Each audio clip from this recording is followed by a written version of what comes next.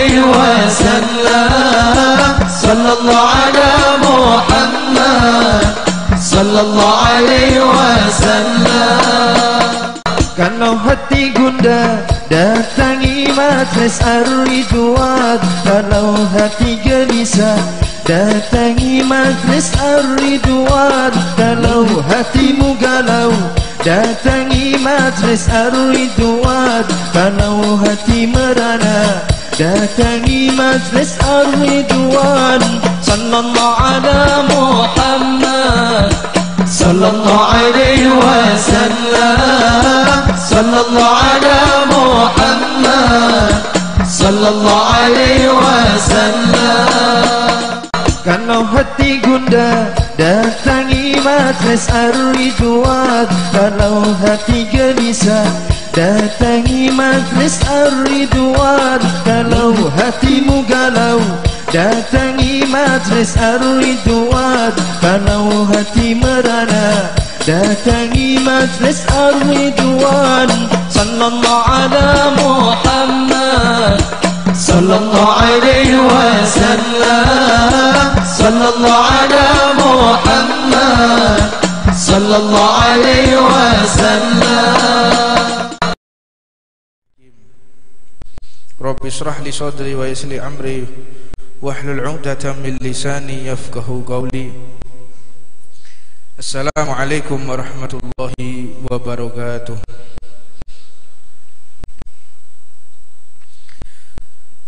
Alhamdulillah,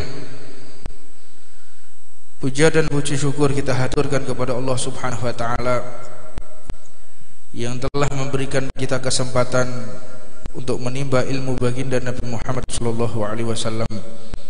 Mudah-mudahan dengan sisa waktu, sisa umur yang Allah berikan kepada kita, Allah membantu kita untuk senantiasa taat kepadanya. Di kesempatan ini Al-Imam Abdullah bin Alawi Al-Haddad menjelaskan bahwa pentingnya seseorang itu menyambung tali kekerabatan. Sebagaimana Allah Subhanahu wa taala menjelaskan di dalam Al-Qur'an, wa ati dzal qurba haqqahu,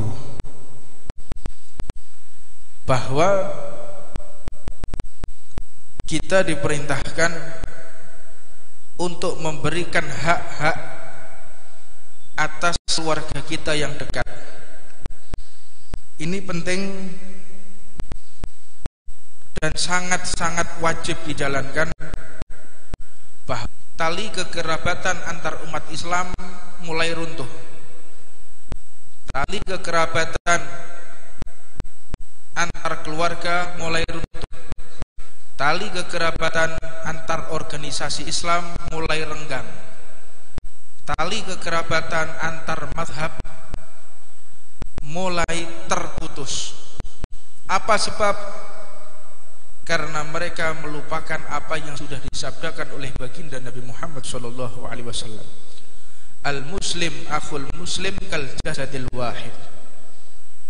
Antara umat Islam dengan umat Islam yang lain ini ibarat seperti badan, seperti anggota badan. Maka jika anggota badan ini sakit, maka yang lainnya pun ikut sakit. Dan tidak mungkin yang namanya gigi sakit, gigi yang sendirian punya kaki berangkat menuju dokter, enggak mungkin.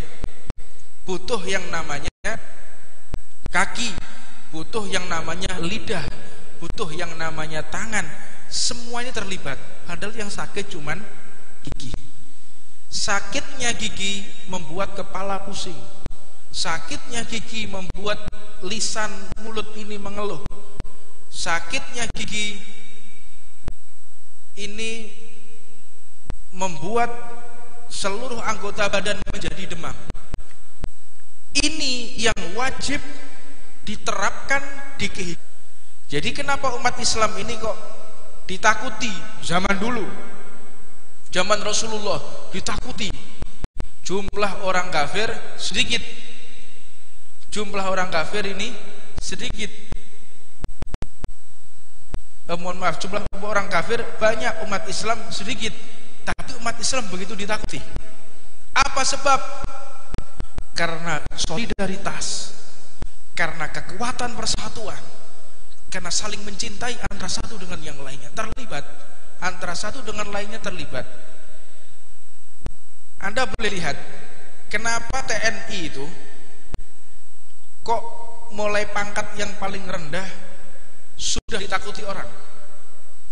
Dia nggak punya kuasa kesendirian, dia nggak punya kuasa, tapi begitu berwibawa. Apa sebab? Karena keterikatan dengan keluarganya yang lain, karena keterikatan dengan atasannya yang lain, karena keterikatan dengan satuan yang lain, maka dia menjadi kuat. Dianya sendirian, tetapi begitu diganggu, semua terlibat, semua akan marah. Nah, tidak ubahnya umat Islam.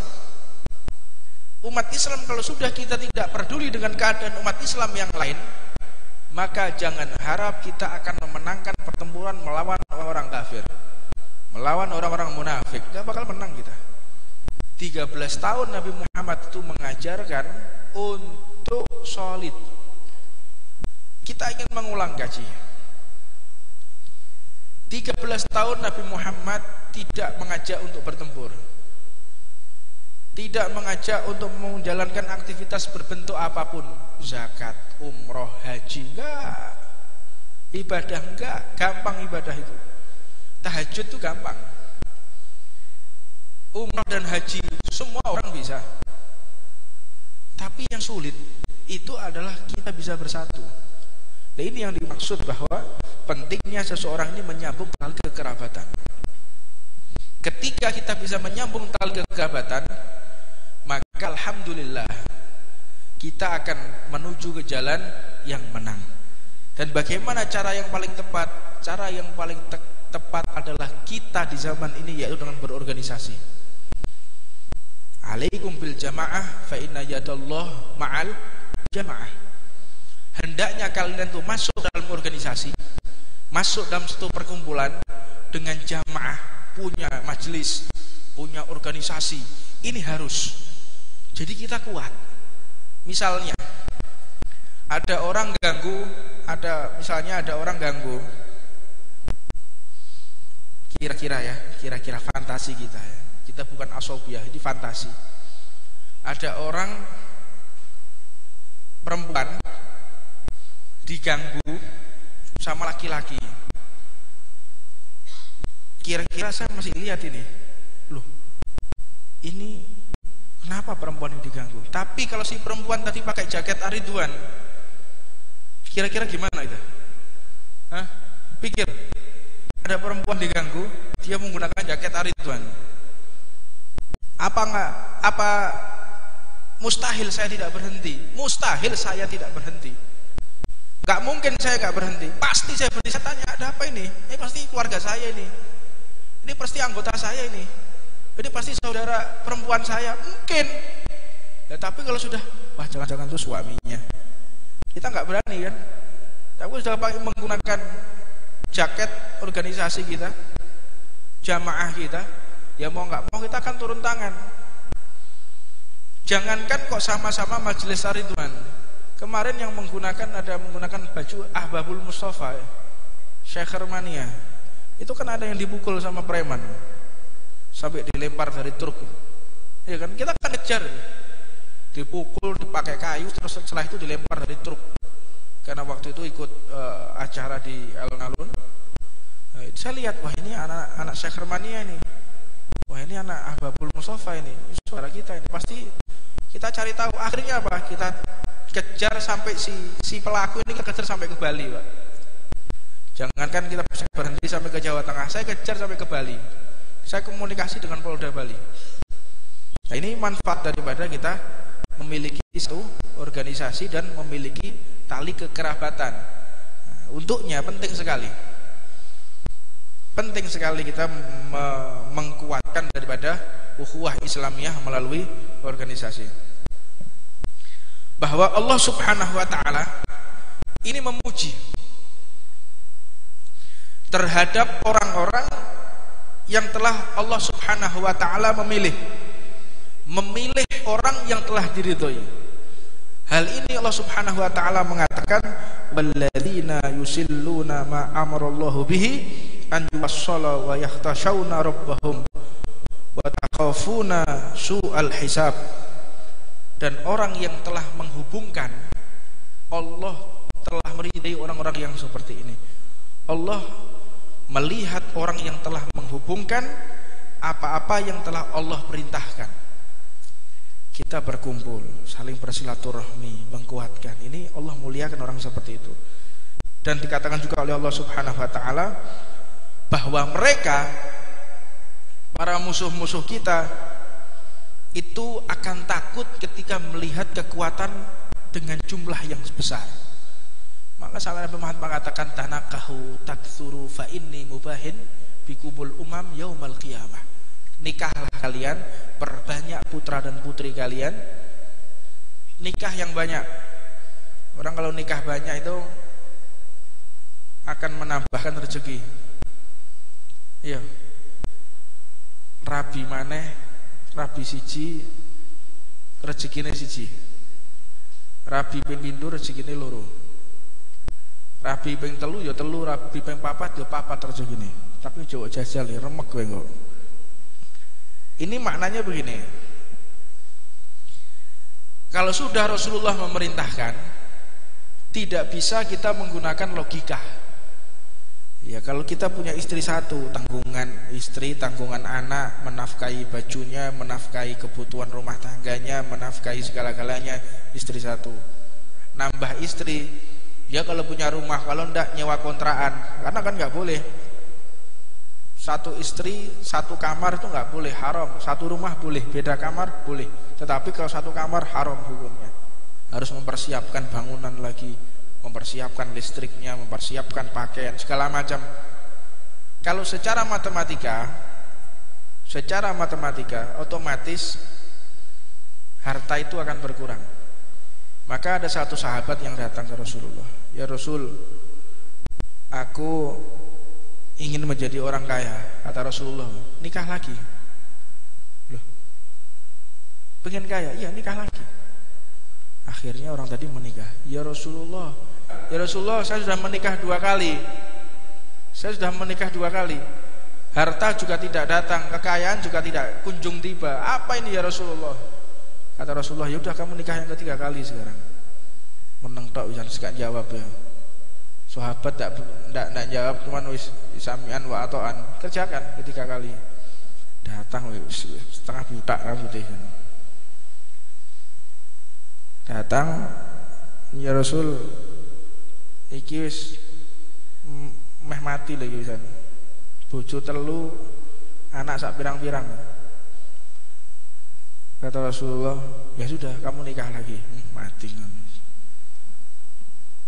Sampai istri keempat. Begitu nikah yang keempat, langsung diberi kekayaan oleh Allah Subhanahu wa taala. Makanya sing rumah tangga ini rodok gaenak angel golek rezeki rabi yo maneh kon. Mari ngon diprotes ibu-ibu iki. Ojo rabini sing dimaksud. Ini maknanya bahwa segala sesuatu yang diperintahkan oleh Rasulullah, yang sudah diucapkan Nabi Muhammad, gak bisa dilogikakan. Ojo pikir berarti solusinya duitku supaya akeh rabi. Imanmu siji mbek sahabat drun. Sahabat iku yakin mbek Kanjeng Nabi, yakin mbek Rasulullah. Disuruh mati sekarang mati. Suruh berangkat jihad berangkat. Nganan ngiring kita kan enggak, suluh majelis. Aduh kesel mereka jo. Diminta datang Jalsatul Isnin, senggup minggu ngarep ae. Ngene pirabi maneh ya kemeng kowe. Enggak bisa. Imannya berbeda. Nah, sehingga kalau sudah runtuhnya kekerabatan ini membuat musuh-musuh Islam semakin kurang ajar. Ya. Mulai kurang ajar. Mulai mencederai syariat, mulai su'ul adab, mulai kurang ajar. Kenapa sih di Poso itu dibantai ribuan muslimah? Ribuan muslimah dibantai. Ada yang hamil, dibelah perutnya, dikeluarkan janinnya, diganti dengan kepala babi. Itu terjadi Pak di Poso. Di Ambon tuh anak-anak umur 4 tahun, 5 tahun disembelih mereka. Di Poso, di Ambon itu terjadi. Apa sebab? Karena orang-orang yang di luar Islam ini tahu kalau kekerabatan kita lagi dalam keadaan renggang, rentan, dan tidak peduli antara satu dengan yang lainnya. Tahu, makanya kurang ajar. Lihat kenapa orang kok mikir kalau mau mengganggu organisasi, apalagi organisasinya solid ya. Wah, gak wani wis. TNI, Polri, itu kan organisasi yang sangat solid kenegaraan. Wah, solid sekali. Jangan sekali-kali kita mengganggu TNI sama Polri. Wah, kita bisa dihantam di jalan, tidak jebloskan di penjara, bisa-bisa diculik kita. Berani menghina aja, berani merusak harga dirinya. Wah, karena semua terlibat. Ya begitu juga dengan kita. Kalau kita ingin punya marwah, kita punya kewibawaan, harus peduli antara satu dengan yang lainnya. Baru kita punya kekuatan. Kalau enggak bisa. Ketika dilihat oleh musuh-musuh Islam, maka mulai statement-statement orang-orang yang tidak beragama Islam berani campur tangan urusan syariat.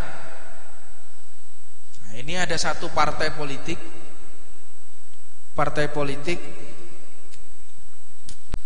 yang jelas politik yang seperti itu jelas politiknya setan ya.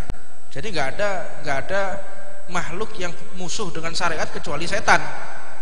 Itu iman kita yang berbicara, bukan kepribadian. Siapapun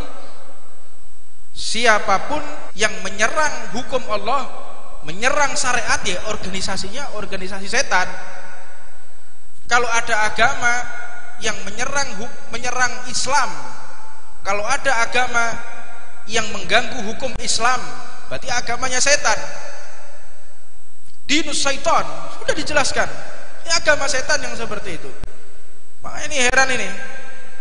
Ada partai politik yang ingin melawan perda syariah. Ya berarti partai setan Indonesia, kan begitu. Perda syariah kita lawan. Ya lawan aja kalau mau dilawan. Perda syariah itu tiada lain dan tiada bukan ingin mengamankan warga Indonesia yang beragama Islam. Jadi tidak ada paksaan bagi orang yang di luar Islam untuk patuh terhadap syariat Islam. Belum ada terjadi. Bahkan di agama kita Allah Subhanahu wa taala berfirman, tidak ada paksaan di dalam agama. Agama ini nggak bisa dipaksa. Ada orang ingin masuk Islam dengan kita todong, kamu masuk Islam. Kalau kamu tidak mau masuk Islam akan saya bunuh. Nggak sah keislamannya. Kamu masuk Islam. Kalau kamu masuk Islam akan saya gaji. Nggak sah Islamnya. Kamu masuk Islam. Kalau kamu masuk Islam saya akan berikan engkau fasilitas. Nggak sah Islamnya. Engkau masuk Islam dengan cara orang tersebut dibuat mabuk dulu sehingga akal warasnya nggak ada, nggak sah. Junun, orang gila dipaksa masuk Islam, nggak bisa. Kenapa mereka berani kurang ajar seperti itu? Sekali lagi, karena kekerabatan kita lagi runtuh. Jadi ironis ya, kalau yang ngomong adalah orang Islam taat, mungkin mereka punya hujah. Nggak bisa ini perda syariat ini, nggak bisa. Yang ngomong seorang alim, yang ngomong seorang kiai, kebetulan kiainya berada di Papua, masuk akal menurut saya. Nggak bisa diterapkan perda syariah karena umumnya di masyarakat Papua ini umat Kristiani, nggak bisa. Wajar kalau ada ulama ngomong seperti itu. Lah ini ada perempuan sok nasionalis, sok meremehkan orang Islam, mencaci maki perda syariah. Perda syariah itu hukum Allah loh. Peraturan daerah, hukum Islam. Perda syariah, syariah ini kan Islam ini. Yang mencaci maki Islam ini, yang dikatakan ini adalah bukan negara Islam. Indonesia ini bukan negara Islam. Kita sampaikan, Indonesia juga bukan negara setan. Yang kau bisa menerapkan hukum setan juga di sini. Nah, bisa dipahami ya. Jadi kita harus melawan mereka itu dengan ilmu, melawan mereka dengan iman, melawan mereka dengan komunikasi. Selama mereka berbicara, kita akan berbicara. Ya. Makanya saya heran juga, saya mau lihat ini. Saya baru dapat info dari rekan-rekan yang lain. Melawan perda syariah, mencaci maki syariah. Ya kalau kita kuat nggak mungkin ada orang berani ngomong kayak begitu. Nah, kondisi ini penting ya, kondisi ini penting. Dulu waktu pertama kali pembukaan Majelis Ar-Ridwan, kita diintimidasi ya ikhwan. Kita diintimidasi pembukaan Majelis Ar-Ridwan pertama kali, karena nggak ada kekuatan, dihadang, dipersulit, sampai akhirnya didatangi oleh masyarakat sekitar. Wah, luar biasa pokoknya. Macam-macam lah. Begitu jamaah mulai banyak, relasi mulai banyak, relasi mulai kuat, akhirnya kuat juga. Kita menggelar majelis dimanapun dapat izin. Nah, ini contoh kecil. Mari kita besarkan kekuatan yang seperti ini, biar mereka nggak kurang ajar musuh-musuh Islam ini. La ilaha illallah. Ini perintah Allah, bahwa pasti Allah akan membantu segala perintahnya. Di perintah kita jalankan, misi-misi Allah kita jalankan, lalu Allah tidak sediakan cobaan buat kita. Allah tidak sediakan permasalahan buat kita, enggak mungkin. Ada mungkin permasalahan pribadi maupun permasalahan internal eksternal itu pasti ada. Ini sudah suatu keharusan bagi mereka yang berjuang di jalan Allah Subhanahu wa taala. Dan di antara perkara yang Allah Subhanahu wa taala perintahkan kepada para dan seluruh hambanya, bahwa Allah juga mengancam bagi siapapun di antara kita yang memutus tali silaturahmi atau memutus tali kekerabatan. Allah ancam, walladzina yanquduna ahdallahi min ba'di mitsaqih wa yaqta'una ma amarallahu bihi an yuwassala wa yufsiduna fil ard ulaika lahumul la'natu wa lahum syu'ad dar. Orang-orang yang telah merusak janji Allah Subhanahu wa taala, yang mana yang dimaksud ini adalah orang-orang yang telah memutus kekerabatan. Kita telah berjanji kepada Allah Subhanahu wa taala akan menjalin tali kekerabatan. Kita memutus, berarti kita telah berkhianat kepada Allah Subhanahu wa taala. Jadi penting sebelum kita menjalankan misi-misi Rasulullah, kita harus kuatkan dari silaturahmi di antara umat Islam. Mudah-mudahan apa yang sedikit ini dapat membangkitkan cinta di antara umat Islam dan membuat kita semakin solid dan membuat kita semakin dicintai oleh Allah Subhanahu wa taala. Rabbana atina fid dunya hasanah wa fil akhirati hasanah wa qina adzabannar. Wa 'alama masyayikhuna wa 'alama habibina sallallahu alaihi wa sallam hafidhul hadratin nabi Muhammadin sallallahu alaihi wasallam. Al-Fatihah.